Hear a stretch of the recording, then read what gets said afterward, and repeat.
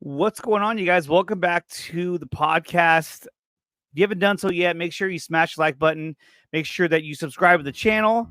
If you want to support the channel, you may do so by joining us on Patreon or becoming a YouTube member with the link down below. I also have some recommended products because I'm also an Amazon affiliate.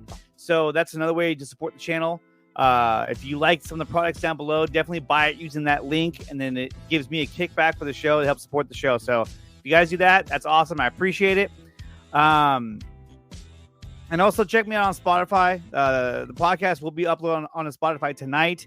And it's also on YouTube podcast as well. So without further ado, you guys, we have a really special guest coming on the show today. It's none other than Aaron Bailey, the artist and the director of the upcoming project, Night of the Batman. So let's welcome Aaron Bailey. What's going on, man? How's it going, dude?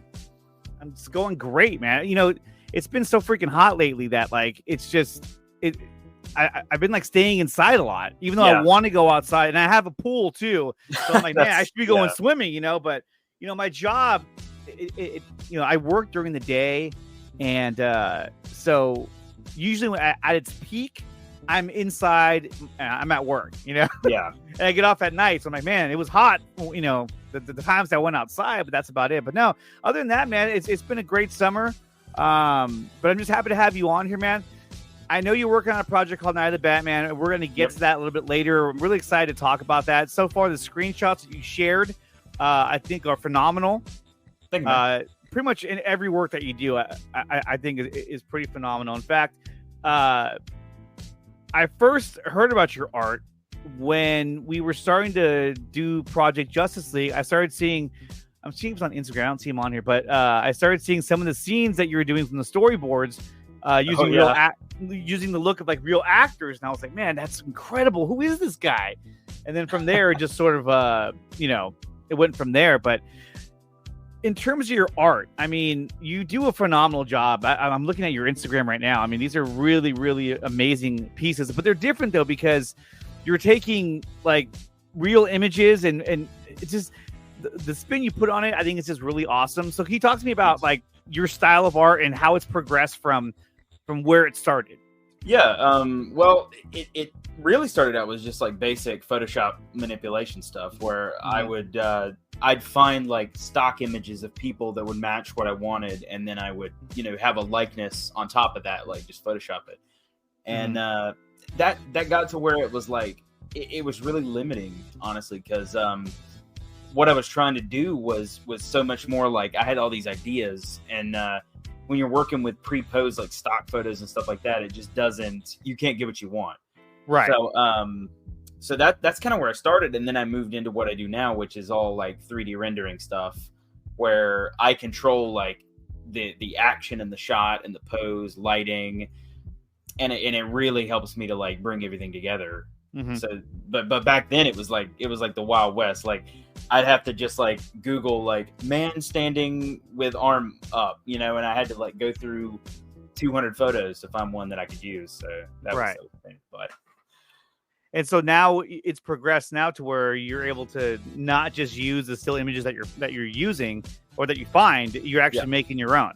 Yeah, that, and actually having like, you know, I can take like with Night of the Batman, you know, if I want to get like an Affleck under the cowl, I can take an image and work off of that in 3D rather than try to just find like a photo somewhere that works. It's so much easier. Let me pull up your Instagram real quick if you don't mind. And there's a few of these that I thought were really cool. Now, obviously with Instagram, when you pull up full screen, it doesn't really go full screen. It gives you like a smaller screen. I'm like, hey man, what the hell? Full screen, Yeah, exactly. So this one right here, I remember when I saw this, everybody was like, oh, there it is. He had the black suit. And then I was like, no, wait a minute. It says it right here, Aaron Bailey art. He just did that. Yeah. But it looks really good, though. I was like, man. The amount of times that has happened is, and at half the time, it's not even intentional. Like, I'll just do an edit, and then I see it like 2 weeks later, you know. But that was one of the first ones that really got a lot of traction for me. Oh, yeah. The Flash Superman. Everyone's like, there it is. Look, he had the suit on the whole time. And that's just photo manipulation. That's just behind the scenes photo of them, color the suit black, and the image behind him is just the Google VR of Ben Affleck's Batcave that they did, Yeah, where you could like look at it. Yeah, it's funny because when we made Project Justice League, so before we got to the stage where we were actually doing like backgrounds for some of these images, we I had went online. I found that virtual Google, what do you call it? The experience where you get to walk through the Batcave, and I was like, oh, this is awesome. So like every shot, I know exactly, like I can turn the camera where I want it, and I can frame it. I can capture the image and then send it to my guys so that they can kind of, work. That has helped me so much. That is, and especially with the Batman project I'm doing now, having a 3D reference of that Batcave is oh my god. And then for a while, like I couldn't even find it. Like I kept finding still images of it, and they took it down, I think. Yeah, they took it down. So what had happened was I had found it, and I took some stills. And then I was like, man, I'm really excited. This is going to be awesome, right? Because there's a lot of shots in the Batcave that we end up using because with Project Justice League, I had told the guys, I said, look, I go, if there's anything that we're going to do more of, because obviously we weren't going to animate the entire thing. Otherwise, we'd still be working on it now. Yeah. I was like, if we're going to show like the most scenes that we're going to do is going to be the nightmare scenes. That's what everybody really wants to see. So, that's where we put a lot of the Batcave scenes in, or like when Darkseid, kills Lois.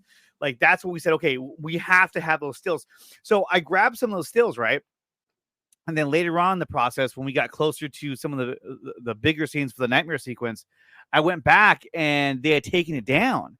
So I was like, oh shit, what do I do? So I literally had to go through and just Google images, and like people took pictures of it. Yeah. So I have to take those pictures, send it over to Mariano, then he has to see it, and then he has to take it and then put a filter on it, and just kind of manipulate. That's what I'm doing. Well.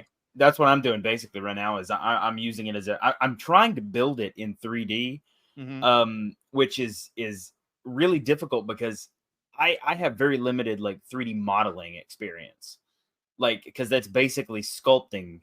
Yeah, like taking clay and sculpting it, but in digital form. And my experience isn't really as much in that. So it's been kind of hard for me. I'm having to try to find 3D assets that match stuff in the Batcave, and use it like that. Like I put out one the other day of it's when I did I finished that behind the scenes shot from the deleted post credit scene from Flash. The background of that is what I'm working on right now for Night of the Batman. Okay. Which, I don't know how accurate that would have been to the scene because he's supposed to be in a different universe or something in that, but like I wanted to test it out and see how it looked. So let's see if I actually had that image too. But on what is it? Adobe Create? I forget what it is. I have an account. But anyway, yeah, I've seen the image. It's really, really cool. That you pretty much put them in the Batcave. Yeah, it's like placing. I'm just sitting there for like an hour, like placing screens on a wall. Yeah, it's so like it's crazy. Sometimes I wish I could just draw it, like because if I could just draw it, it would be so much easier than trying to like manually place this. It's a nightmare. So like in terms of like drawing itself, like line drawing, or is that something you're able to do, or is that just something that's never really been a strong point? Like, a little bit, yeah. Because I suck at it. I'm not great. I'm I defer to people like Dawson for advice on line drawing because I'm okay at it. I'm really great at inanimate objects. I can draw a scenery. I can draw like a chairs, tables, stuff like that. But when it comes to, I can draw a city. But if you ask me to draw like a person's face, it's over. I can't do it. Well, like even these shots here from Night of the Batman. I mean, this looks awesome. Thank you. Yeah, this that's the new suit. Actually, I just finished that one. Just like tweaking it and stuff. Yeah, the texturing is really, really cool. Fun fact, that suit actually is the one from Arkham Knight. The original version is the Arkham Knight suit.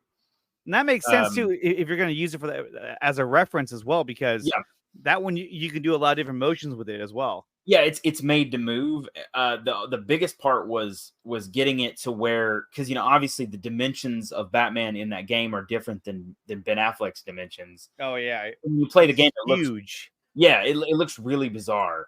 So a big thing of that was trying to fit it to like the form of like how Ben Affleck looks in BVS, but kind of before BVS. So it's a weird, right. It's a weird thing. So, but yeah, that's the Arkham Knight suit just tweaked. And then going back to your Instagram account, let me pull that back up. I mean, a lot of these too, like it just looks so fun. Just kind of putting them together, like how you have Henry Cavill here, and you have also has The Witcher, and a lot of these shots too. Like I would look at them and go, man, that's like I want to do that. It's so much fun. Like you're just kind of creating, or you're editing an image that was already there. But I mean, kind of the way the fans want to see it, to a degree. It basically, I mean, in Night of the Batman also just started out as me being like, what's fun? What do I want to do and see? And that just kind of like, it just kind of turned into that, where I'm like that one right there you were just over is this one? Thomas Wayne and Bruce from like if they had done Flashpoint with I'm going to Jeffrey D. Morgan now. but yeah, that was just like an idea where I was like, I want to do this. I want to see what this would look like. So I would do it. And that kind of led into the Night of the Batman thing. Cause I was like, dude, I want to see a solo Batfleck movie, but I don't have obviously the resources. Yeah, that was, I saw that recently, actually. Somebody posted that in a replies on a tweet, and I was like, "Hey, I recognize that." But and that's the other thing too I wanted to ask you about is that when you make these images, so many other people will use them, and obviously not all of them are going to credit you, and you can only watermark it in so many spots. Yeah, what is that like when you find your art somewhere else and you're just like, "Hey, wait a minute, I think I made that." It's weird. Funny enough, that middle one, the Barbie thing. Oh, that one, yeah. That was on Facebook. I saw it twice on Facebook. One had like 50,000 likes, and I was like, man, if I could see like 10% of the ad revenue from that, dude, like, oh, I know. Oh my god, like, and people will send them to me. People will be like, yo, dude, I saw I found your thing on here, and I'm like, oh, nice. Once again, like, but it's always the stuff that I don't want to blow up. Like when I do joke edits and then it goes viral and people are like, is this real? And I'm like, no, God, no. Or like this one here. This one got out and everybody was like, oh. Everyone thought it was real. Like, dude, that's not real. It's badass. But like, I was like, no way, dude. There's no way. Yeah. And that's just a process of like taking Jason Momoa's actual picture that he took and then having a 3D model, putting the tattoos on the 3D model, and then just finding things that I think would look good on like Nightmare Aquaman. So the shoulder thing and like the bandages, and I just kind of threw it together, threw it over the like. A lot of these, it looks like it would be a lot that goes into it, but a lot of the stuff before I did heavy 3D stuff isn't that crazy, really. It's just composition, and you just have to know how to get the lighting and stuff right. Right on. No, I mean, these are phenomenal. The Aquaman one right here, that one was so cool. When I saw that, I was like, holy shit. This was cool too, having Hayden Christensen and Anakin Skywalker. I mean, this is like, oh, why didn't we see that? The one I'm about to show you right now is one that literally blew up the internet. Was this one right here? You put them in the Batcave with the armor on. We were like, oh, here it goes. Yeah. When I saw this, I was like, dude, people are gonna flip the fuck out, and they did. And then everyone started using it in their thumbnails. I used it in my thumbnail because I was like, damn, it was so good that you couldn't help but do it. Yeah, I had people messaging me like, yo, can I use this in a thumbnail? I was like, go for it. Like, well, and it's funny because like there are websites out there that were running the story that because he had filmed the scene for Aquaman, and they were literally like they had this image in the article like presented. You know what I mean? It was just like, wow, that's incredible. Yeah, and then I didn't really care at the time about like the credit on it, like because I mean, like unless it's like an original thing I'm doing, I'm not too worried about it. Which most of the time that doesn't go viral if it's something I'm just, it's like an original idea. But a lot of my stuff is based in stuff that exists, so I do have that issue sometimes. Well, it's really awesome, dude. It looks really cool, and it's funny because, like, again, this image here, a lot of the images that you worked on when it comes to DC, this one right here, there's a lot of fans that want to see these type of stories and these characters fleshed out the way that they were going to. But this guy right here, Zack Snyder, we're going to talk about this little hangout session as well. But in this right here, I mean, a lot of people wanted to see something like this in the Flash, and I was telling people, on a previous episode, also on the Four Nerds as well, over on the Four Nerds Network, I brought up the fact that I thought what they were going to do was, since there wasn't going to be a Thomas Wayne in the movie, which I thought there should have been, but the fact that they weren't going to use Thomas Wayne, I thought for sure that what they were going to try and do was, Keaton was going to kind of give the Flash slip him a note similar to like Back to the Future. You know how Doc gave Marty the letter, note, and the letter would be about. Well, obviously, it would be to Ben Affleck's Batman. It'd just be to whoever this Batman is, and the letter would be about Alfred, saying how much you should cherish Alfred, how much he means to you. And so I thought, and so I was thinking about that, and I was like, well, and I was like, and it'd be Keaton's voice reading it to him, and then obviously, this would be, the movie itself would be totally different if it did that. Well, I mean, you could still have it from the angle of like Flashpoint Batman, where he's talking about Flash at the beginning, where he's like, Barry Allen is a man that's like, I can't remember what it says exactly, but it's like, it's something about like, he starts it off talking about Barry and how Barry has like a lot of weight on his shoulders, and how he's like a man that's like, he struggles with things, and that kind of led into like, I'm proud of you and all this stuff. And, they could have done that same angle with Keaton talking about Barry first, and then have it end with like, cherish Alfred. And right, because that was the one thing that they had in common, was that they both had an Alfred. We Affleck don't know has his Alfred still. Right, his is still alive. Yeah. And so it would kind of be like a, since his is still alive, it makes him realize how much he needs to cherish his time with Alfred, and how important he is to him. And then I thought it'd be really cool is, as he's reading him this letter, as you hear it in Keaton's voice, it would show when Keaton was actually writing the letter, and he would then look over, and there'd be a picture of Michael Goff, the original Alfred from his universe, just a picture of him. What I mean? So so you would see like, okay, he's letting him know.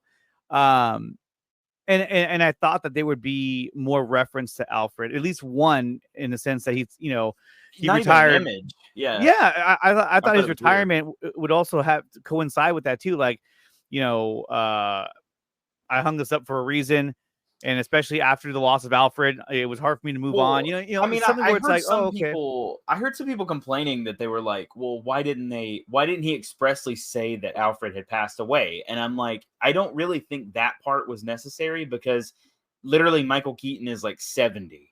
So like Alfred was like 65 and 89. So like he was probably more like 85. Like obviously the guy was old as dirt, and he kept living too. He lived through the entire thing. No, actually, no, he died. Was he alive in Batman and Robin? I think so. Yeah. Hey, he was. He because Batgirl, the whole saga. Yeah, because Batgirl was right, Batgirl. He gave her the suit. Yeah. So he survived the whole saga. Good on him. Yeah. So I thought they would pay homage to that Alfred. And so then this is before the movie even came out. So I was like, oh, that'd be really cool. Because, stupidly, I thought, oh, that'd be so awesome. But at the end, because, I mean, look, I'll be honest with you. Like, the ending of the movie, a lot of us already knew what it was. Yeah. And so, like, when instead of Keaton coming out of the limo at the time, I was like, yeah, they replace him and have Ben Affleck come out of there. And then the next scene after that would have been him him finding the letter and giving it to him. So I thought that would be really cool. But, going back to that image that you had talked about, where you changed the background for Ben Affleck's Batman for the unused end credit scene for the Flash, I thought that his suit was so much better with the silver and the black. I was like, dude, why don't we just rock that one? I don't know why we had to do the blue one. It was, honest to God, I really like. I have not seen a single behind the scenes photo where it's blue, where the cape and cowl are blue. I haven't seen a behind the scenes photo where it's that color. I think they did that in post. I would hope so, but you know what? Why would they make two suits?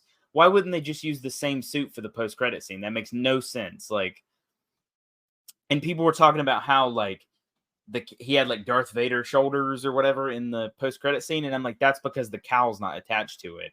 Well, yeah, because the cowl like leads right into it, so tucks into it. Out. Yeah. I've never seen a behind the scenes shot with the blue. Let me see. I think there is one, but let me check because I want to see. Well, I don't know. It's kind of blue. If there is, I'll eat my words. But like, I thought for sure that was the same. No, suit, but that was a good point though, because it just like recolored in post production, because the blue didn't look very natural. No, and I think even on screen, I think that's what added to the. Everybody was saying that it looked plastic, and I think it was because they went through and like color, did so much VFX over top of it, which is something that you didn't see. You didn't see Zack do that much. Like in everything he shot. This is the only thing that I can find, and even this one. I mean, like the cape is one thing, but the cowl has a tinge of blue, but I can't really tell. But the chest plate is different though. The chest plate is black. The chest plate, but the silver chest plate does look better though. I'll tell you that. Yeah. Oh God. Well, I mean, this suit right here looks better than all the suits. Well, that's the thing though.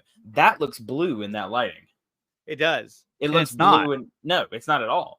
So it's hard to tell. It really can come down to the lights that they use. I've found that out just by doing like rendering like in 3D and stuff, and like. I'll have it literally happened to me like 2 days ago. I was doing a Night of the Batman thing, and it was the one I just put out actually, and I had like a blue light from off screen hitting Batman, and it literally turned his entire suit. Like it looked like the Adam West color blue on. Yes, just from one. I'm trying to find that image. You know what's easier to do if I just do Night of the Batman. I did this earlier. Yeah, I don't know why I forgot. It turned the whole suit blue, and the cape and everything. And so I just removed that light, and and changed the light out, and it fixed it. Was that the one where he's on top of the bus, or a different one? Yeah, that one. Okay, I got it right here. There whole thing was blue.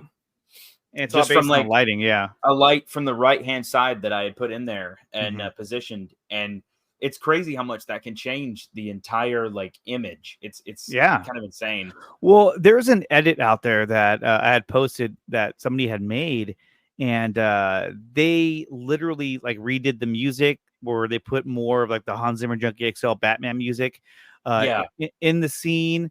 They put the voice modulator back in the scene, which I'm telling you right now. I mean, I wish I could play it because it sounds so cool, but copyright, they'll clap at me hella hard.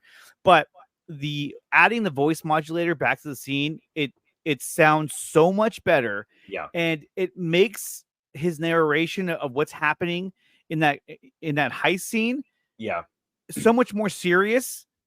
But it just elevates the entire scene. I was just like, dude. Well, when I was hearing it, I was like, that's Batfleck right there. Yeah. Like that's him. Well, when I was watching the movie in the theater, for the life of me, and this sounds terrible as somebody that's doing a Batfleck project, but I could not figure out why he sounded different. I was like, why does he doesn't sound as intimidating or something? And then I can't remember who pointed it out first to me. They were like, dude, he doesn't have the freaking modulator. And I'm like, that's exactly what it is. I was like, it just sounds like Ben Affleck, or just his regular. He wasn't even, I don't know if you noticed this, but in BVS, even with the modulator, he talks different as Batman. He does a very different cadence to his voice and stuff than when he's Bruce Wayne. And in the Flash, it kind of just sounds like he's doing the Bruce Wayne voice and not the Batman one. Well, let's ask everyone who's watching right now. I'll put out there in a poll: should Batfleck always have the voice modulator? I would say yes, because that's his Batman. Like it's the fact it's a characteristic.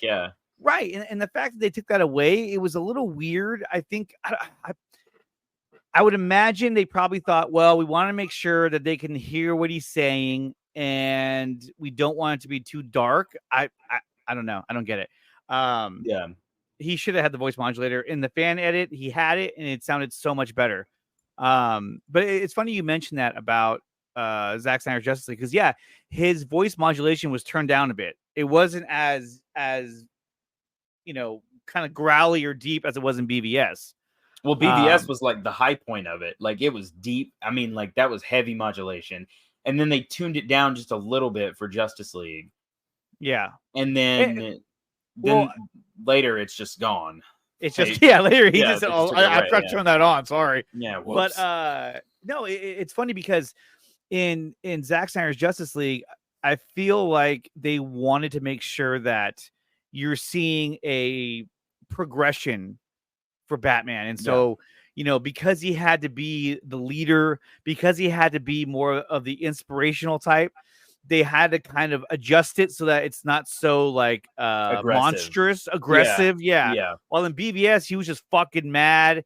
And it's funny how even to this day, a lot of fans out there don't realize and don't have any idea that in Batman versus Superman, the Ultimate Edition, in BVS, that you're seeing a Batman that has fallen off the wagon. You know what I mean? Like he's gone off his normal path, and now he has turned to being ultra violent and even killing people, because now he's seen Superman. He was there at Metropolis, and it's like the trauma of going through all of that is a lot. But I think that a lot of fans were like, well, he's Batman. He fights bad guys all the time. He fights the Joker and all that. He wouldn't have tripped out. But I think it's different, and it's on a global scale. For me, and this is something that I think maybe I'm just interpreting it different, or I don't know. But like, people always bring up the point of like, well, Zack started him as a really he was going through this trauma and he was killing people and he was like brutal and branding and stuff. And they're like, well, by the end of BVS, when he makes up with Superman, he's still hurting people and stuff. And I always like to think that that's not where that arc ended. He finally got back to the light and got redemption in Zack Snyder's Justice League. Absolutely. I think the end of BVS, he's still a broken man. He's still a broken man. By bringing the team together and by seeing the world and how the world rallied without Clark and like came together and mourned Superman, I think that's what brought him back.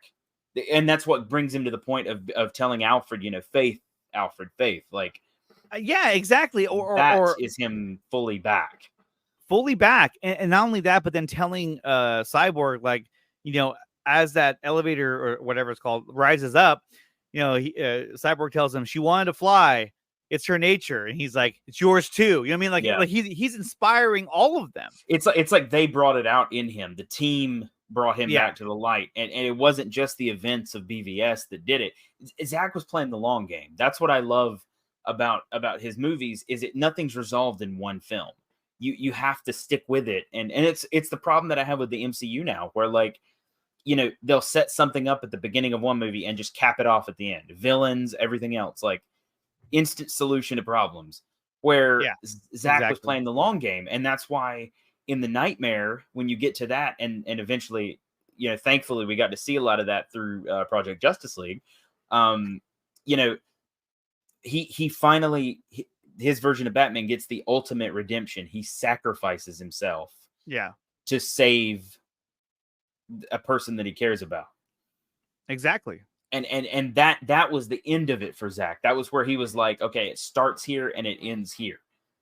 And that's the story that he's telling. And then even Joker brings it up that he's still not 100% there, because he's like, you don't even have the cojones to die yourself. Like you won't take the ultimate.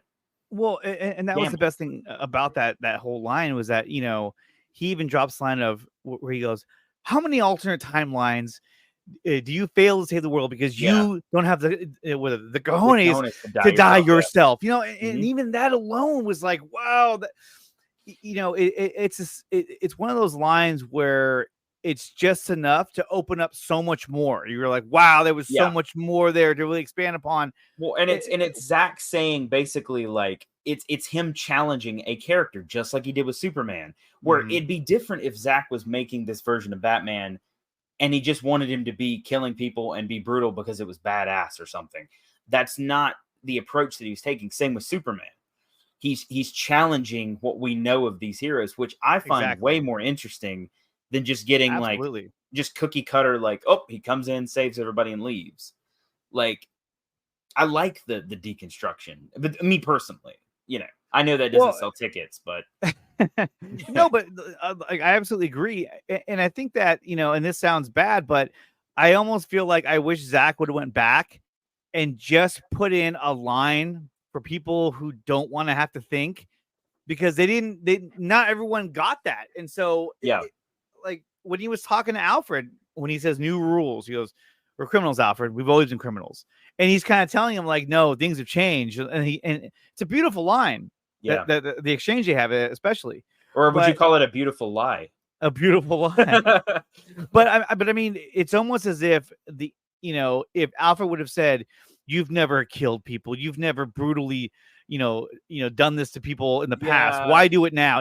Something it's like that. So the yeah. fans, so the idiot, and Well, I don't want it's to say idiots, but subtext. I so mean, the fans can be like, "Oh, I get it. He's changed. well, He's that's changed." and that's exactly what they kind of did with and I'm not. I liked a lot of the Flash. I really did. I liked the I did stuff too. with him and There's his a lot of mom. things. Yes. I like that Yes. stuff. One thing I wasn't a fan of with Keaton's Batman particularly was that, like, I feel like, he comes up to Barry and he's like, my parents died. And it's like, and literally in the theater, I'm thinking, here we freaking go. Like, you know, whereas Zach gave, Ben Affleck's Batman is still tortured by, and he's still haunted by his parents' death, obviously. Absolutely. But he gave Batman something new to have issues with.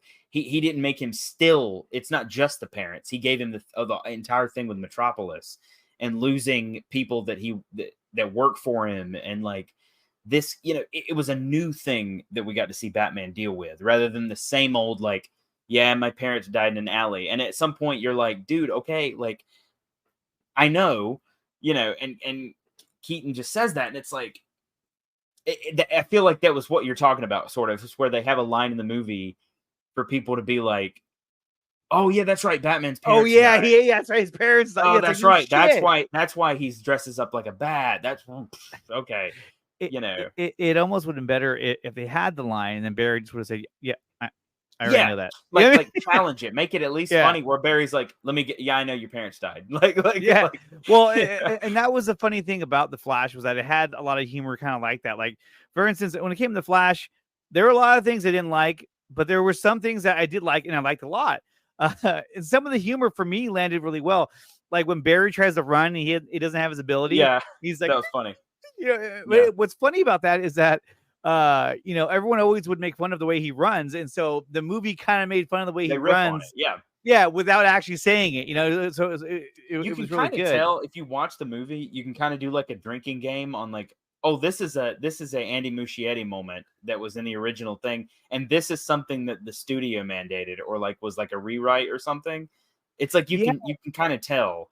Well, and then recently they released the Flash Film News released 2 clips that are going to be on the physical copy later on, and one of them, it shows young Barry wearing the Flash suit. He phases through a door in that facility, and he looks up and he sees the Kryptonian pod that she crash landed in, and then her suit hanging there. And in my head, I was like, dude, why wouldn't you have this scene in there? This adds way more context. Yeah, it was in the trailer. Yeah. I mean, we all know trailer. Not everything in the trailer makes it, but still, I mean, that would have helped it a lot more. Because later on, she just kind of had the suit. It was like, oh, was it just laying there? They're just like, oh, no, you sit there. Yeah, like why is it just balled up on the floor? Yeah, like get your cell, give me suit that throw on the floor. Well, my thing would be, my question about that was like, why would it even be in the pod with her? Because wouldn't the military want to like analyze a suit from another planet? Well, That's like, I mean, but in that room, the suit was up on the wall, so at least oh, you could that's true. say Yeah, like, yeah, yeah. you know, they may have been testing it. Who the fuck knows? Yeah, but But it's better than it just being in a ball on the floor. You know? yeah, it was Yeah. like, hey, here's your pillow. You know what I mean? Yeah, there you go. Yeah. It didn't make any sense. I was like, what? Why would you didn't have to go back? You know, and then there was obviously the scene that they recently released where it talked about how, you know, Batman stopped being Batman for 25 years because he killed a criminal in front of the criminal's son. You know, and I thought, okay, I get that. Like, oh, like and to be honest, I would have rather that they had that in the film so that it gives Keaton's Batman a little bit more context, a little bit, you know, flushed out of the story. Because at one point, it just kind of feels like Keaton kind of takes a back seat. All of a sudden, like he's not the focal point anymore. It's, you know, because there is no real villain. It's Zod, I guess. He kind of villain. I mean, well, Keaton's Batman, they kind of just took away like a lot of his. I feel like there was so much more of him in the original cut of the movie or something, and now we just don't have context for so much of like his life. So it just feels like he kind of just shows up as like, yeah, I'm old Batman, like I'll help you, like all right, let's go. And then there's no, you know, I really thought we were going to get kind of like a follow-up on the story from Batman Returns a little bit. Something, you know what I mean? Where even if it was him, like if they were talking about love or something and he was just like, you know, I once fell in love with somebody, but she couldn't stay, you know, something about Selena Kyle or I don't know. It's just something else. And yeah, I mean, and they couldn't do that, and they didn't make any references to villains or to the point where I feel like you could have slotted literally any Batman into this movie and just done the same exact, like it would not have changed anything. Like nothing about this screamed like we needed Keaton back as Batman for this. Yeah, you know, it felt like if it was George Clooney the entire time, it would have been the same impact. That Keaton had. I mean, I thought Keaton did a really good job, and I thought his acting was really well. And I thought that, you know, him playing Batman, you can tell it, for me at least, it didn't seem like it was a hard thing for him to do. Like he knew how to play the character. And I thought I actually really liked pretty much everything he did in the film. But except for at the end when they're fighting Zod and the other Kryptonians, which is kind of a crazy scene. At one point, he's in the Batwing and he's like, I'm going after the big one. I was like, what? I'm like, what are you doing? And then he shoots at it, and for some reason that one has shields, and then he gets shot down immediately. I'm like, okay, wait, so they weren't trying to shoot you. Well, he shot the grappling thing at the other two, and it went right through it. There was no shield, and then but the other thing, he went and just ran into it. It's like, oh, that one has shields. Well, it's the thing. He shot at it. He got shot. He got hit by it, and then he crashes into it. I'm like, well, motherfucker, like it just had a force field. Well, I meant the Looney Tunes thing he did, where he shot the thing and he the grappling hook at the two different ones, and then like made him like Tom Collide. and Jerry, that thing. There was no shields on him then. No, unless they just shielded the big one. I don't know. Like it just kind of felt like at the end of the day, it looked like you had multiple scripts going on at the same time, and that they were kind of building a movie and putting scripts together to make a movie. You know, The Flash is an entertaining movie. I do like the movie, but it just, I don't know. I mean, even the unused end credit scene that Hamada was going to plan on using with you know, Ben Affleck saying, "Find us, Barry. You have to find us." According to like viewer Anon, I think posted that's what he says. But who's us? I don't know who us is in terms of like who's he with. Whatever think that Hamada's crisis event was going to be. Yeah, basically. And then, you know, there was an article that came out recently saying how like, oh yeah, he was going to be lost in time.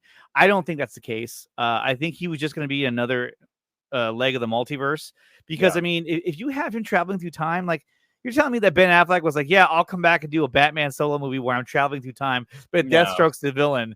Wait, he's chasing you? I don't understand. It doesn't make any sense. Like, oh my god! The last place I end up is where we fight each other. No, it doesn't make any sense. Ben Affleck is not gonna do like a basically Bill and Ted's Batman movie where he's like going through all these different like exactly. wacky he's not gonna do that. Well, and then a lot of people argue. They're like, hey, Mike DeLuca, he wanted to bring all these guys back. Here's my problem with that.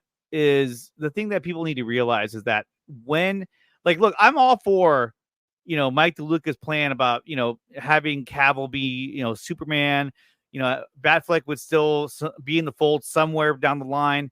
But the problem is that if you went with something like that, you're going to get a studioed version of Henry Cavill's Superman. You're going to get a studio version of Ben Affleck's Batman, The Flash, Aquaman. You're not going to get the Zack Snyder version of these characters. And so I think when it comes down to it, if you're James Gunn, do you say, okay, I'm going to use the characters that we already have and make the best of it and tell the story the way I want to tell it? Or do you say, you know what? I'm just going to go ahead and reboot the whole thing. At this point, I wish he just would have rebooted the entire thing. Well, as opposed to cherry picking the side characters he wants. And there's like this, I don't know, it's like the misconception for people on Twitter. I guess everybody thinks that I'm like no, I only want like I obviously I want the Snyderverse to continue. Obviously, well, yeah, I would love that. All of us do. Yeah, but here's the thing: I don't know why these people are wanting like a bunch of these Hamada projects to like continue, because didn't everybody just like hate on Walter Hamada? They did, but then when they saw these other characters that they liked, they're like, guys would have hated that too. Exactly, because look, hated that. Like everyone complained about. A lot of people complained about the Henry Cavill we got in Black Adam. A lot of them complained about the Ben Affleck's Batman we got in The Flash. You were going to get more of that. Which, by the way, the people that complained about Henry Cavill in Black Adam, I have no idea what they're complaining about, because he literally shows up for 5 seconds and he's like, we need to talk, and leaves. And people were like, why is he in the blue suit? Why is the yellow so bright? Why is it John Williams theme? It's kind of like, dude, just be happy that he's there. I mean, And now he's gone, and now people are like, "Oh no, wait, bring that back! We were just kidding." Well, it's like, yeah, exactly right. Wait. But see, but that was the thing that you had touched on earlier, was that when you look at the MCU, right? They had a run that took them all the way to Avengers Endgame, and then a little bit after Endgame, obviously you had No Way Home, you had the Multiverse of Madness, so you still had some good shit that was coming out with some kind of boring shows, but like Loki was really good. WandaVision I thought was fantastic, except for the very end. And WandaVision, I see, when it came to WandaVision, I really thought that they were going to build up to, I was convinced in my head that they were going to build up to a reboot, and the reboot would have been that. And this is all headcanon.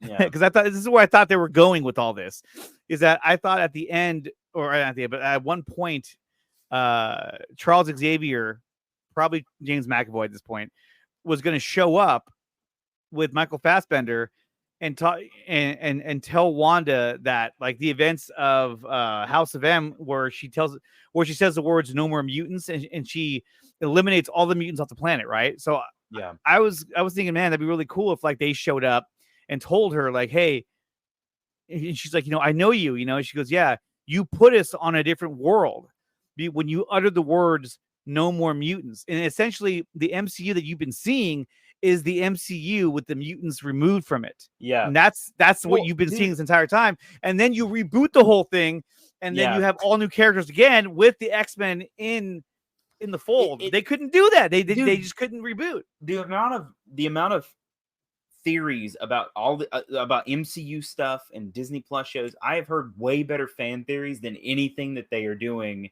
Oh, like so much cooler ideas, so many more. It's like gotten so bad. It's gotten so bad with the MCU. WandaVision had the potential. I loved the show was so good because it really made you think that like the end of the show, in the last couple episodes, you were going to get some like earth-shattering, like not a CGI fight or anything, but like earth-shattering like revelation or something, like what you're saying. Like about mutants or about how the world is, or maybe like my thing was I thought that Evan Peters really was Quicksilver, but he basically was under some kind of spell by Agnes to like not know who he was. And she, he had come through because of Wanda wanting her brother so bad that she couldn't bring back the dead brother, but she brought back a version of her brother from another universe. And that would have been awesome. Yeah. And then in the last episode, have him all of a sudden, like the spell drops on him and he's like, holy shit, I'm Quicksilver. Yeah, and then he goes through and saves what everybody. Am I doing here? Yeah, he goes through and saves everybody out of Westview with speed and gets him. That would have been fucking bad. Dude, and have another like scene with the slow-mo, that would have been cool. So many of these MCU shows, they set up such insane cool ideas, and then the finale is like, just two people fight. And that's it. Fucking bing bang boom, we're out of here. Yeah. And that's the thing, is that set the precedent for all the other shows, because nobody wanted to get their hopes up anymore, because they were like, that spoiled it, because it was like Ralph Boner. What the fuck? Yeah. And so then Falcon Winter Soldier came out. That to me, that was kind of a dud. I had some cool parts, but it was like whatever. Loki was really good. Loki was one that ended, where you see Kang, you see the creation of the multiverse, and you're like, Loki okay, cool, fantastic. This is great. I love this. And then from there, it just continued to shoot out just a bunch of Falcon garbage. and the Winter Soldier. You had the opportunity. You're bringing back Baron Zemo, which now he's officially Baron Zemo. Yeah. It's like the MCU is so afraid of doing anything at all that the comics ever did. It's so weird. They're just so afraid of it. I don't know why. Well, and that's the thing too, is that now I feel like the MCU has kind of reached a point where the DCEU was at the end, where you have these films coming out. When you had like the Birds of Prey, the Suicide Squad, Shazam, Fury of the Gods, Black Adam, all these films coming out, but there was really no connective tissue anywhere. So it just kind of felt like, well, why am I wasting my time? Like, yeah, it's a fun movie, cool, but there's no payoff at the end. Dude, I loved Birds of Prey up into a certain point, and then when they freaking killed off Black Mask and didn't even kill him off in a way where you could be like, oh, he could somehow come back or something. No, he's dead. Blew him into a million pieces. Yeah. Whose idea? Okay. What was the point of that? Why? I was like, now you just offed the character. So you offed one of the biggest Batman. Like, he's a very reoccurring Batman villain, and you had Ewan McGregor, him, who was actually pretty great, and he could have shown up later in a Batman, because at that time, and you had Harley Quinn kill him off. Like, oh, yeah, come on, like, what? Dude, like, it's the same thing with the MCU right now, where like, okay, we're probably not going to see Baron Zemo ever again. We're probably not going to see 90% of these MCU villains ever again. It's like, why? So we can have original villains that you guys come up with that are always absolutely terrible? Well, okay, so let's talk about Night of the Batman, because I know that, like, we talked about the DCU and MCU, all that shit. So now we go to what the fans can create. So Night of the Batman. Okay, so I know you don't want to give too much away about this, but you did reveal that we're looking at the villain. Is that right? Yeah. Okay, and the villain is Scarecrow. And that's going to be really cool to see the fear toxin and the hallucinations, most likely, and all that. But what can you tell us about Night of the Batman, just to get fans excited for this project coming up? Night of the Batman is basically a story. It's not Ben Affleck's Batman movie that he wrote, but it is a story that takes place before BVS, about 8 years before Batman v Superman. Okay. And it has a lot to do with Arkham. It has a lot going on with Bruce's inner turmoil with the death of Robin. It was basically my idea to do something that, because I like movies and I like TV that's like really like cerebral and like asks a lot of questions, and having the fear toxin and having Scarecrow be the villain was kind of like my idea of like, I can play with like Bruce's psyche, and I can play with like, I can make him see visions of things, and that's why the fear toxin's such a cool like villain device, is that Scarecrow is not a physical villain. He's not somebody that's going to come up to you and like beat the crap out of you. He's scratch your face off. Yeah. He could, but like, but he's psychological. He gets in your head.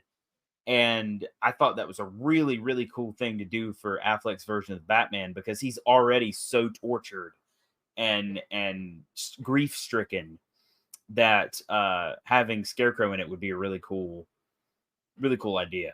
So No, I think it's awesome. I went back and forth on whether I was going to ever reveal Scarecrow until way later, but I was like, you know what? I was like, too many people are asking me like what the villain of the project is, so I was like, okay, it's Scarecrow. Well, when we saw this first poster, like a lot of us, like when we were doing the Four Nerds and we were talking about this, we're like, well, it's got to be either Scarecrow or like Bane. Yeah, because we're like, it's a mask or something. But yeah, no, it looks really cool. Yeah, my buddy Strange SJP is his name on Twitter. He did this poster for me, and he did fantastic. And I gave him the Batfleck model. I rented that out for him, and everything else I just told him what the vision was, and he went and like absolutely killed it. Wow. So that's his work right there. And he did phenomenal. It was his idea to have the smoke and the eyes and the smoke. So huge shout out to him. He's awesome. Let's check this. So another thing too was, where was it? So it shows the Batmobile on fire. So is the Batmobile in Night of the Batman? Yeah. Awesome. Yeah. Awesome. Very briefly, I will say that, but it is. Because part of it is, and I'm sure you dealt with this too with Project Justice League, is it's so hard to convey kinetic motion in a motion comic. Whether you're drawing it or rendering it, it's hard to So I wanted the Batmobile to be in there because it's my favorite Batmobile. But at the same time, I was like, how in the hell am I going to convince people that this thing is like in a chase or moving? Right? It's hard because Mr. Luis Vega, who actually did the VFX and the motion effects for Project Justice League, well, he had a question for you first. He says, that viral Nightmare Batman or Batmobile a picture you posted, was that AI generated? I know the exact one he's talking about, and it was not AI generated, but it is a 3D model that I tweaked. Yes. So when we had certain images, so I knew early on that when it talked about a Mad Max style, I don't know if it says Batmobile, but basically that in Nightmare Future, they're riding around in a Mad Max style vehicle, right? So I told Ryan, who was our artist, I said, hey, I want it to be the War Machine. I want it to be the tank, the one that you saw at the end of Zack Snyder Justice League and you saw in Dark Knight Returns. I want it to be that. And then originally I wanted it to look more shittier and have spikes on it and kind of look like it came right out of Mad Max. Because I figured, okay, the Batmobile got destroyed. The Batwing's been destroyed, or his Batwing's been destroyed, so he still has this left. You know what I mean? So he's gonna ride around this big fucking tank because he's in a post-apocalyptic world where he's like, I need as much armor as I can get. But even that scene, we were like, well, how do we make it? How do we convey that it's moving? Yeah, we had to shake it. Well, that's and a lot of my struggle with this is, initially it wasn't going to be a motion comic. I don't know if I've ever said that before, but initially I was actually going to try and pull actually rendered out like motion video. And I talked to oh man, I'm trying to remember his name. He's a really cool guy. A resource. Glorious Pictures. He helped you guys out. Yes, Ganesh. Yes. Ganesh. Yes. He gave me some references for his Batfleck suit, which helped me out a lot. But I need to still talk to him a little bit because I was trying to do like an actual video kind of thing, and I just started to realize, like, after I rendered some still frames, I was like, dude, this is gonna by myself, this is gonna take me 5 years. Like there's no, because right now the team for Night of the Batman is literally like 3 people. Yeah, So I mean, it's I had a ridiculous. team of 4. I mean, me included, and I was just the director. And I'm the one who had to do. Well, we had 5 at one point, and then we lost one for some other reasons. Did you write it too? Did you write the segments that weren't, or did you just pull completely from the? No, so all the segments that had dialogue, I had to write those. So like, okay, I had to write the extra dialogue, or like I was the way I would say it was, it's the implied dialogue. Yeah, that was good. That was good. That's why I was asking. I really like that. The stuff that was added. One of the things that we ran into criticism wise was, people were like, well, why didn't you have the Joker in it? And I was like, well, that wasn't in the storyboard. Yeah, but Zack said that he would have added the Joker in that scene where he talks to them about how he killed Robin. I'm like, right. I don't know what they would have said. I'm not going to write that scene and then have you watch it and go, well, that was shitty dialogue. You know what I mean? So I was like, I'm not going to do that. So we're basing it off the storyboards that he shared. Yeah. So you can see. So so my idea is completely original. So when this comes out, I'm sure to get a lot of internet writers that come at me and are like, "Oh, this is the worst shit." Like, I'm sure I'll get those people, but it's I'm doing it for me, and I'm putting it out in the world. Hopefully, if other people enjoy it, that's awesome too. Well, it's funny because like for Project Justice League, we actually had Karen Bryson, and she did the voice for Queen Hippolyta. And there was a line that she was supposed to read, and for some reason she didn't read it.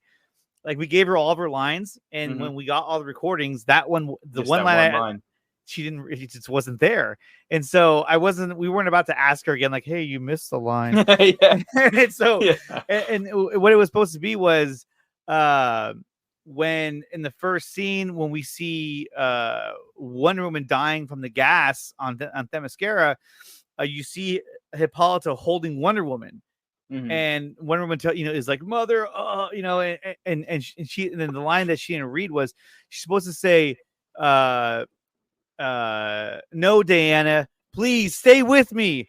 And then later on, when Hippolyta dies in the final battle, Diana's holding her, and she says, and I actually got Liz Wonder she read the line, and she said, no, mother, stay with me. So it's supposed to be like that. It's like kind of parallel, mirroring. But the thing too was that I kind of felt like I wonder if that was something that Zack was going to do anyway, because when I've read the damn thing so many times and gone over the story so many times with the storyboard, that was kind of like, man, I can kind of see like where it was going to mirror each other in many different parts. There was a lot of mirroring and a lot of different parts that I ended up pulling out, and I was like, wow, I wonder if that was supposed to be that way. The temptation for me was to pull stuff from like what we know about Ben Affleck's Batman movie, but like there's a couple elements in what I'm doing that have to do with that, but mostly this is all original stuff. So it's been kind of a challenge for me, because I'm like, I don't want to let people down. Like, I don't want to like not include stuff that people want, but at the same time, I'm like, I've got to like focus. I'm trying to tell a specific story. The same thing with like what, exactly what you're saying is sort of like you were focusing on the storyboards. And if you had went through this whole thing with Joker and the big table where he's talking to everybody, how do you execute that in the middle of the story? It's like, that's a whole movie. So there was one scene that I had started to write, and then I said, you know what? No, stop. Like, this is not in the storyboard. You're adding story now, and you shouldn't be doing that. And so I stopped myself. That's the struggle. Yeah. And the scene was, because I was like, well, because people kept asking me about the Joker. And so I was like, well, how do I fit him in? And I thought, well, at one point they head out to go to a cathedral to get one of the mother boxes. And so I thought, well, if there was a time to fit in the Joker in the story, they would have, on their way there, they would have stopped somewhere. Yeah. And Green Lantern, being new to the scene, would have been like, hey, why are we stopping? What are we doing? And, Deadshot would have told them, like, or he would have saw Batman walking off into the distance, like, going somewhere. And he would have said, where the hell is he going? And Deadshot would have told him something like, he's just doing his thing, leave him alone. And then it would have caught up to Batman, and then he would have met the Joker, who was basically at a rendezvous point, and he was going to give them the location of where the mother box was, and they would have had an interaction where he would have then talked about the death of Robin and all the other. But to me, I was like, hey, this is kind of similar to what you got in Zack Snyder's Justice League. Yeah. And then as I started to write, I was like, you know what? This wasn't even in the fucking thing. I'm not going to do that. Yeah. Because I'm not going to add story to it, So decided... Joker is a part of Night of the Batman. He's not the main villain, and he's in like a couple scenes that I have written out. But it's not a huge presence, and that was one of the things I'm like, do I need to expand him in this because I know people are going to want that? But then I thought about it, and I was like, no, I'm not going to compromise what I'm trying to do. You can't just have more Joker in it, but he is in it, so it just has to be your vision, and it has to be the way you want it to look. Otherwise, if you start doing that, I mean, I went down that road many times, and a lot of times Ryan Zeverfat would have to talk me down, like, no, we're not going to do that. We shouldn't probably do that, dude. And there were some scenes that we left out that we didn't get a chance to get to because it was hard coordinating all this. But for me, the biggest thing is it's like the voices. I'm sure that was a hard thing for you to do, is cast, like figure out like who was going to play. So for on our end, it was actually, that was one of the easier parts at first, because everyone was so excited about the process and about Zack Snyder Justice League. They were like, when we asked them, they were like, yeah, let's do it. Yeah, let's do it. Yeah, let's do it. You know what I mean? Everybody was like fully on board, like, fuck yeah, let's go. And then, we were even able to get like some real actors to voice some of the characters. Like we had Sam Benjamin, who's a real actor. And there was a whole rumor about him being Green Lantern. We got him to do Green Lantern, and he did a really good job. We were like, wow, I'm in the process. I've reached out to a few people, like bigger. I'm obviously casting some smaller actors and bigger. I'm trying to get some bigger actors, and I'm trying to like mix it up. Hard. There's a certain cameo that I really, really, really want in this, and it's like, I'm not gonna say what it is, but it's a gargantuan. No, I'm not. But it's like a gargantuan thing I'm trying to work out. But I do have I've just cast Nessa Noel. She is awesome. She's fantastic. She's playing Renee Montoya, and she's going to be part of like there's going to be several scenes in this where involving like Gotham PD and Gordon, because I feel like that was one thing I wanted to touch on a little bit, because I feel like we just got like almost none of like Jim Gordon and Gotham PD definitely. So in Batfleck's world, so Renee Montoya, Jim Gordon, both are Gotham PD and are two people that Batman goes to ask for advice. So and just to clear the air, Droga, no, you were never going to be Robin, because Robin was never in the movie. He was never in Project Justice League. He was already dead. All you saw was his costume hanging there. But no, and casting is tough. I mean, that was another character that people asked me about, and I thought about was, how could I fit in Commissioner Gordon? I was like, well, guess what? He's not in the storyboards.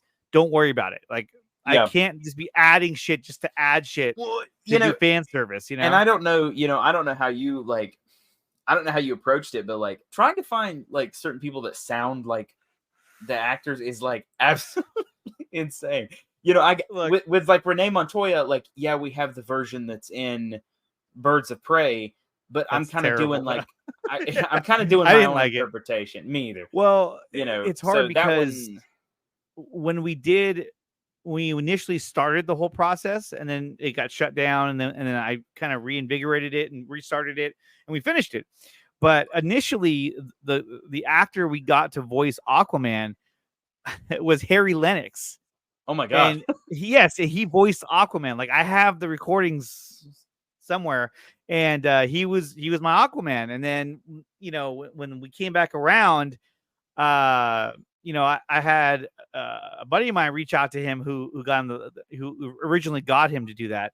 Yeah, and I don't know if it was him or his people said, you know what, at this time, we don't it's not a good idea to be a part of this, or it was something like that, which we knew that he was probably not going to be a part of it. But originally he had agreed to do it. And so like he was Aquaman. And so the cool thing about it was that, it's like, yeah, that's not Jason Momoa, but like it's Harry Lennox's voice. And so did you have, I can't remember for the life of me, did you have not Green Lantern, did you have Martian Manhunter in Project Justice League? He made a cameo, but he didn't have any speaking lines. Oh, okay, because I was about to say, man, if you cast him as Aquaman and not Martian Manhunter, so he had voiced all the Aquaman lines, and they sounded really epic because Harry's got an incredible voice. God, yeah. And so once we'd made the decision, like, okay, we can't use him, that was a hard one to replace, because then we said, okay, if it's not Harry Lennox, then who the fuck sounds like Jason Momoa? Fucking nobody. Yeah. I mean, I didn't know anybody. We scoured all of our YouTube friends. Like, nobody has that voice, and so then, Ryan Zieberfeld, he's the one who was like, fuck it, I'm just going to do a voice. And if it's just going to have to be what it is. And so he voiced, and it was what it was. But my Aquaman is Commissioner Gordon, because J.K. Simmons has such a, with like Batfleck, you can get away with a little bit because he's got the modulator as Batman. Yeah. And stuff like that. And Jared Leto's Joker's not too hard. And I have a lot of original characters. Well, not like original, not like original characters. They're from the comics, like Scarecrow, but we don't know what Batfleck's Scarecrow even would have sounded like. So yeah, that one's easy. But like casting somebody that sounds like J.K. Simmons is absolutely insane. Yeah. That's so specific. Well, we were lucky too, because we were able to get Richard Citrone to voice Batman, and he's the stunt double for Batman. So I was like, dude, so once he said yeah, we were like, awesome. And then we modulated his voice, and it was really cool. We actually there was gonna be one scene in the project where it was gonna be his regular voice. But that scene never worked out, and so then you never really heard his real voice. One of the things I did, I when I went to LA was I actually asked at the time. I don't think I had announced it by then, but I was already like in the pre-production, like planning stages of Night of the Batman. And I actually asked. I got a few minutes with Zach by myself, and I asked him some advice for Night of the Batman. And really, yeah, I was like, I told him I didn't have that long, and I was like, everybody, it was when Sophia Boutella had came in. That's not giving away too much, but no, it's not, because everybody knows that she was there. But like Sophia Boutella had come in, and everybody was talking to her, And so I just kind of walked over to Zach and was talking to him for a minute. And I asked him some advice on it. I told him I was doing a Batfleck specific project. And, of course, Zach, he was like, oh, that's sick, man. That's awesome. I'm like, hell yeah. I was like, yeah, you got any advice for me? And he told me some really good things. What did he tell you? Yeah, I can't tell you. You can't what? He didn't say, like, he told something he said. Was it cool? I mean, you're talking to the guy who directed, the coolest Batman we've ever seen in our lives. And I basically was like, I literally, it was so stupid because like I felt dumb. You're like peeing in your pants, like yeah. I'm like, oh, you're like, wait, what did you say? I wasn't listening. I felt stupid after I asked him, but I was like, I just wanted to get like, it sounds so dumb in retrospect, but I was like, I just want to get your blessing for this project. And he was like, oh, you don't need that, man. Like that's you can do whatever you want. And he was like, but that, that's awesome. I was like, right. That's all I needed to hear, dude. That's it. That's all I needed. I need your blessing. Like, sure. It'd be funny if he was like, no. so he's like, no, you can't. So there is the image right there where, obviously you won the contest. You're one of the winners of the contest to go visit the set of Rebel Moon. That must have been incredible. I know you can't talk too much about it, but what can you say quickly about your time on the set of Rebel Moon? It was wild, man. I mean, it was crazy. Man, I'm like stepping around words, but it was something I'm not going to forget for a long time. And it's going to be really interesting when the movie comes out to like compare things with the like release how of it the looked movie. when he's filming it to how it looked like when the Yeah, finished yeah, product. just just in general things, things that I saw. It's like it's going to be cool to see a lot of that in the finished product and stuff, and to be able to see Zach in his element was really really cool. Yeah, that must have been I pretty mean, awesome. as somebody that's doing, that has always wanted to be a filmmaker, and it's probably not going to happen, but like the Night of the Batman is the closest thing that I'm probably going to get to that. That's still really cool to be able to No, say that I saw that. oh yeah, dude. I couldn't. I'm the one who called Dawson, and I was like, dude, you did it. He was like, I did what? I'm like, you're Yeah. you're a finalist, dude. Dawson He was like, Dawson wait, what? messaged me and like in all caps, and because I didn't see it, I was working, and I got a message from Dawson like, bro. Yeah, And I was like, what are you holy talking about? shit. And then I just see a Twitter notification, and I just see it says Zack Snyder mentioned you in a tweet, and I was like, what? I was like, he never mentions people in tweets. What the is this about? Like, You're like, is it really Zack Snyder or just some troll? yeah, I was like, yeah, but then I was like, I don't have notifications on for like a fake Zack Snyder account, so I was like, shit. Yeah, I know, Okay. right? So I immediately was like freaking out because I honestly didn't think I'd win. I was like, And I'll just is that image in here of the character that you created? might be, yeah, it might probably farther down, I think maybe. I can't remember if I posted it on Instagram or not. But I mean, that must have been pretty incredible just to go there. And I don't think I did. No, that's too far down. Yeah, we're going too far back in the past. Yeah, but that must have been incredible though, just visiting the set, being able to talk to him and Deborah Snyder, and yeah, I mean, and God, Debbie was with us like all day, and she's one of the nicest people I've ever met in my life. Like, just so, I mean, like so cool, like telling me what was good from craft services. That was, she was like, oh yeah, this one's really good, and then like walking me over to the other one. This is great too. Like, nice people. Clay Enos, incredible guy. Me as a photographer, I was like geeking out over meeting Clay Enos. I think more than anybody else. I was like, dude, what are you shooting on? Like, what's that lens? Like, what is the, he's got like 18 cameras over him at all times. And he's just like, oh, you want to look at this one? I'm like, yes. And he, he's casually like, oh yeah, this is the camera that I shot like the 300 portraits on, and this is the camera that like. That's insane. I'm like, dude, I can't. You're killing me right now. Like, so yeah, he was like, that was a highlight for me. Wesley Collier, getting to meet him, he was awesome.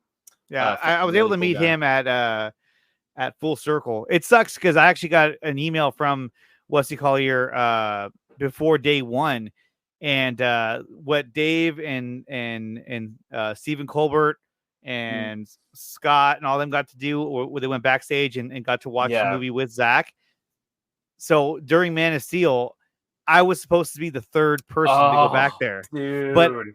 but because of my schedule, I wasn't able to go to day one or day two. And so I was like, oh, I'm only going to day three. He's like, oh, we're not doing it on day three. Sorry. I was like, I tried so hard to go to that, man. But like living on the East Coast in the South and trying to get to LA in like 2 months is like, if they had given me like 6 months, I probably could have done it. But 2 months, there was just no way. It's just like, I was really heartbroken when I found out that like I could have been one of the three guys for Man of Steel that got to sit down and talk to him, and that would have been a trip of a lifetime, and and like I still had the emails on my phone because I'm just like, I have to have the proof. Well, it's funny. Call my bullshit on that. So many of the people from like the Snydercut community have met each other and have hung out, and I'm like the outlier. Like, I haven't met anybody, like, other than Dawson. I have not met a single person. Like, I was supposed to. Dave and I were going to meet up when I was in LA, and I didn't realize how tight of a schedule they were going to have me on for coming over there. Oh yeah, they had you guys in there and then out. Yeah, like Dawson. I could talk about this part because it had nothing to do with like the actual thing, but like I haven't really ever flown that far, like in my life. I've been down to like Florida and I've been up to Canada, but that's about it. And so like I didn't even know what to pack. I was still like freaking out about the whole thing. And I wake up that morning, I'm like, dude, I gotta go to the store and like get stuff. And he's like, you realize like the van to pick us up is going to be here in like 10 minutes or like we thought like 10 minutes, but it ended up being like an hour. And I'm like, we're like walking to this convenience store in Beverly Hills and it's pouring rain. And he's like, dude, this is so weird for LA. Like it was just like downpour. Really? It was pouring in LA? LA? Yes. You can ask Dawson. Like we were walking and I'm like, this is normal for me. Is this weird here? Like what is so like, it doesn't rain that often, or pouring that. And that I'm is, just, but... and I'm going to the store and buying stuff and I'm in Beverly Hills. I'm like completely out of my element. Like that is not somewhere that I'm used to. I mean, I'm in California, but I'm in Northern California. So, Yeah. And California is so big. I mean, originally I was going to drive down there. So that's like from where I live, it's like about a 6.5 to 7 hour drive. Wow. Oh, and God. I was going to do it because I was just like, well, I mean, I have to at this point. I ended up, buying a plane ticket and flying there, which was a lot better. That's Northern California is somewhere that I've always wanted to visit. There and Washington State are two places that Washington is very cool. I've been to Washington and I've been through Oregon as well. Both of them are really beautiful as well. I'm a big Twin Peaks fan, so that was like my thing. I want to go up there and visit all the Twin Peaks stuff. But man, I mean, look, we're past the hour mark. Obviously, we're gonna start wrapping things up. But I gotta say, man, it must have been such an amazing feeling just to go there, see Zack in his element, see him direct a scene, just and Dawson told me that anyway, just all the cool shit that you guys got to experience, man. That's really awesome. And I'm glad you were able to do that. That's just, you're amazing artists. And it's funny because when you guys were both on the ballot, to go to be a finalist. We ran around I went all through Twitter, all through my group chats and all this shit saying, vote for Aaron and vote for Aaron and Dawson, vote for Aaron and Dawson. Because if anything, I was like, one of these two guys has to win. I thought the grand prize winner gets to go. I didn't know the top 10 or whatever, top 5, whatever. I was confused too. Yeah, that's why I was like, get to go? Yeah, that's why when he was like, hey, dude, check Zack's Twitter, and like I saw that he mentioned me, I was like, what? Hey, Colin, what's up, man? I was like, what is going on? Like, that's because I was in the same boat as you. I guess I didn't read the terms and conditions or something well enough. I know. I didn't know I told Dawson, I was like, hey, if they allow you a +1, because he was like, yeah, my wife can't go. I'm like, dude, if they allow you a +1, I will fucking drive down there and I will be your +1. I wish they had given a +1 because I would have taken my fiance with me. Like she really wanted to go, but for the price of I had a feeling when they told me like, the how much they were giving me per day or like how much the trip was, I was like, yeah, they're barely like, this is like, they're not trying to cost too much with this shit. No, so, yeah. But I heard it was really nice though. Like, they fed you guys and drove you. Yeah. Dawson and I like waking up in the morning and going to the hotel thing for breakfast. And I live in the South and I live in the middle of nowhere. Like I literally live in cow fields and so I'm sitting here in this like 5-star, hotel, and they're like, oh yeah, you can order anything off the menu, but all this stuff's free. And the free food was better than like most things I've had at like nice restaurants. I was like, okay, cool. Yeah. You're like, this is great. Yeah. But the funny thing, my submission, like I this whole big thing where people are like, oh, he made that with AI or whatever. Like, well, I was going to ask you about that. I remember that kind of crept up and I thought, man, people are being real cynical here. Dude, I had people telling me like to jump off a cliff and stuff because they were like, you lied to win the contest. I'm like, I didn't freaking lie, dude. It's not like I don't have a background in art for years. Back, it's not like this is the first thing I've ever posted. Right. Now, people are, especially on Twitter, people are just really just brutal. It was so insane. And I had to defend it. I was like, guys, okay. And then, so I literally posted a in progress of the damn thing to be like, look at it. It's like, it's in so now I don't know if you noticed this, but under most of the 3D renders I do, I post a literal wireframe of the model Yeah, because that I otherwise use. they're going to question it. Like when I posted my Joker concept, and if I post like Superman stuff, I'm like, here is the wireframe of the 3D model that I used.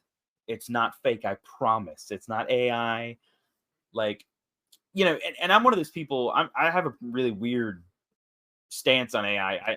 I'm not a fan of like the replacing jobs aspect and stuff like that. And I've tinkered with it. I've messed with it, but like it's not part of my like full on like workflow or anything. Like, Right. the most I've ever used AI for was to like generate like a background that was blurred out behind a character or something.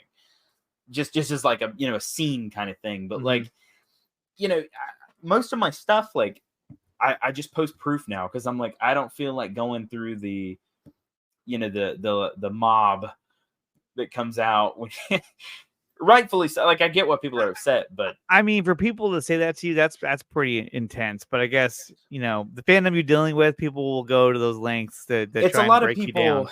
Well, and most of the people that say have tried to say that are people that don't really know me, and Uh-huh. they don't know that I've been an artist for 10 years. They haven't seen my backlog. When the Rebel Moon thing happened, like I was like, guys, go look at my Instagram right now. I have stuff posted with 3D models. I have like other kinds of art, photo manipulations. Like it's all there. You can look at it. If I didn't have that, yeah, it'd be a red flag. But and then there were literally people that submitted actual AI art, and hardly anybody said anything to them. And I was like, But they did to you because they thought, well, because you won, so they thought, oh, we got to break, we yeah, got to knock you down a peg or two or make you not want to go. It's crazy what people come up yeah, with. And which didn't dissuade me. I was like, no, whatever, I'm still going. it's crazy to think about. People, the lengths they'll go to try and prove a point, even though they have no proof whatsoever Yeah, that what they're saying is even true. They're just going off an assumption, and especially on Twitter, or I should call it X. This is a oh terrible yeah, name. I'm on X. They will just let it fly and say whatever they want to say to prove their point, even though they literally have no proof or evidence that it's true. yeah. It's It's insane. ridiculous. It's because of like it's like with anything, like people, when and like I said, I have like the stance I have on AI is I do not want it to like replace people's jobs and artists and things like that. And I want it to No, be it shouldn't. I want it to be ethically, like what Adobe's doing right now is actually a lot better than like Midjourney or something like that. Where Adobe is using their own like stock resources to fuel like their AI stuff. That's a much better idea because that's all stuff that they've already paid photographers and artists to do. Right. You know, but my thing is it's like I understand the worries about it because it's the same thing as like when like digital photography became a thing, and people that had shot on film since the beginning of photography were like, this digital stuff is not real photography. They were like, you can't, Yeah, you're that was a real thing. you're not doing the work. You're not loading the film in. You're not exposing it. You're not taking it to a dark room. And but the difference is that was a process basically that you were just removing a step. Whereas I think the fear with AI is the whole like, where does it come from? If you don't have actual artists doing work, there's nothing to fuel the actual algorithm. Well, and I think the other aspect too is that you have individuals that are not artistically inclined in Yeah. terms of like they don't know how to draw, they don't know how to use software. All they know how to do is use AI, and they tell it what to make, and then all of a sudden, oh, look what I made on AI. And it's like, well, you didn't Yeah. make that, you just told it what to do. Yeah. And I And think it's one thing if you post it and you're like, hey, I did this with AI. That to me yeah, is fine. It's when people start putting like watermarks on it and stuff that I'm like, oh, like like what are you watermarking? The text you typed in? Like it's weird. yeah, it's a touchy subject, but I think that really it all depends on how it's used, and yeah, it shouldn't replace jobs, especially in the entertainment business or within art in general. But It's going to exist. It's going to continue to exist, and it's Yeah. going to continue to get better and better It's not and going better. anywhere. No, and not only that, but I mean, you have technology now that can recreate actors' voices to say Yeah. whatever you want them to say. I mean, That's- that alone is scary. Like, man, People asked me if I was going to use that for Night of the Batmans. People were like, "Are you going to use AI voices?" And I was like, "Absolutely not." Like, and that's why I'm not really to the point where I'm comfortable with like the casting phase yet. But I wanted to go ahead and cast some people to give everybody that vote of confidence. That's like, no, this project has real voice actors attached to it. I'm not typing things into some program and having it say it. You know, it's real people are going to be saying the lines, I promise you, and all the art is done by actual artists in Night of the Batman. Like, dude, I'll tell you what. So at one point when we first started doing Project Justice League, when we actually ended up changing it and we started using more fans, but at one point when we had people agreeing to it, like I said, Harry Lennox agreed to it. Ray Porter had agreed to do Darkseid. He was going to narrate the whole thing at one point. But then because of legal issues, he thought, you know what, that's probably not a good idea right now. So we ended up going with Geraldo, who did an amazing job. oh yeah, Outstanding job. But originally it was going to be Ray Porter. So we were like, oh man, if we have him attached to it as a narrator, this thing's going to fucking blow up. yeah. And then we had Karen Bryson, who was fine with us using her voice when we restarted the project. And then we, at one point for Lois Lane, we had Christina Wren, and she did a really good Lois Lane, but then we couldn't get a hold of her for a while. So then I decided, you know what, I'm just going to recast her. And so I recast her with my friend Allie Brooks from Super Hive DC. And then after she submitted her audio and I worked her audio into the project, we heard back from Christina Wren, and she was like, "Oh, if you want to use my voice, go right ahead." We're like, "Oh shit!" I was like, "Well, it's too late now." I told my friend, I was like, "Hey, just tell her, thank you, but don't tell her we use somebody else. Just say thank you." You know what I mean? Like, yeah, cool, awesome. I don't think she's waiting up at night, to see when this thing drops. So I think we'll be okay. When's it come out? I know. I've been waiting for it. Where is it? But yeah, man. So that's going to do it for the show. I want to thank you so much for coming on here and talking to me and the fans. It's been an hour and a half. I know you got to go to work tomorrow morning, so I don't want to keep you up too much later. But Aaron, thank you so much for coming on here. Yeah, man. Where can they find you and all of your art and your content? I'm at Aaron Bailey Art on Twitter and Art of Aaron Bailey on Instagram if you want to follow me in those two. And all updates for Night of the Batman will be on my Twitter, and we're actually getting ready to possibly launch a Night of the Batman Twitter, so it's just easier to find that information. Yeah. So when that comes out, definitely follow that too. Awesome. And do you have a release date? As far as release date, all I can say is 2024. Yeah. That was a hard one too. They kept asking me, when are you going to release it? I was like, and it had 3 different release dates. We kept having to push it back. It was a Warner Brothers situation. Yeah, exactly. And then we were actually released part 1 because originally it was going to be a part 1 and a part 2. So, okay, real quick. Originally it was going to be me actually because I saw part 1 come out, and then I was like, the whole thing is, what is this now? Like, so we decided if we just put out part 2, then part 1 will get lost by the wayside. So let's just do the whole thing at once, which is what we should have done to begin with. But we were trying to get it out. Yeah. And so originally the concept was that we were going to release it over a weekend. And so I was going to do a charity event where we were going to have like 3 or 4 shows stream on YouTube and help raise money for AFSP, and then drop part 1 Saturday night. And then the next day on Sunday, have again 3 or 4 shows leading up to the premiere of part 2. And then there'd be an after show after that, which would go over, what the, project was, or like, what the story was about, breaking down the story, and at that point, we were going to work on bringing some of the voice actors in, and, they would come on the stream and talk about, talk about working with Zach, all this stuff. So it was going to be really cool. But that sort of fell apart.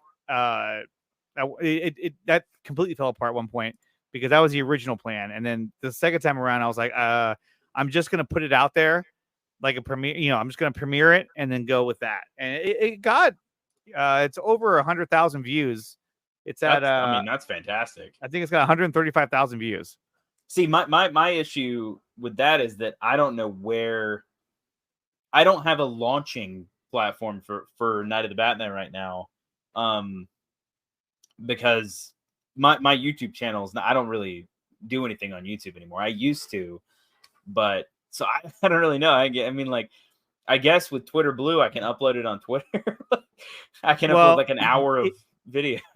One of the things that I did in order to help kind of generate more buzz for it was that, once it was pretty much done, I sent a copy of it to Dave Pena, to Chris Wong, to a bunch of these guys, and then had them do a review on it, and then then post that video, and so that fans would see it and go, "Oh shit, I want to see this. What is this?" We told everybody, "Hey, don't show anything from the last battle." The only person I didn't tell that to was Chris Wong, and he showed hella scenes from the last he showed hella last battle scenes. I was like, "Oh shit!" I need to whatever. If I need to like reach out to some like YouTubers and be like, okay, who wants to like premiere this thing next year? Like, because I just I have a platform on Twitter, but like YouTube is not my thing. Like, I mean, you can always the Four Nerds, we're more than happy to do it. Dave, I'm sure would be ecstatic to do it. So just the bigger the reach, the better. We'll put a big Four Nerds branded logo right at the beginning, just like fades in. Yeah, that's it. Yeah. But Aaron, thank you so much for coming on here. This was a lot of fun. We should do it again sometime. Definitely. Yeah, man. And I want to thank everyone else who came out as well. You'll be able to find this podcast on Spotify and on YouTube podcasts as well, along with my channel, The Nicotina Show. Please subscribe to the channel, smash the like button, sidekick that bell notification button so you're always notified of any new content the channel puts out. Consider supporting the channel over on Patreon or becoming a member on YouTube. So with that being said, I want to say thank you to everyone. Thank you to Aaron again for coming on here. This was a lot of fun. Yeah, man. And I can't wait to see Night of the Batman, which is coming out in 2024. No sooner than that. No sooner. No sooner. And with that being said, guys, thank you so much, and we'll see you next time.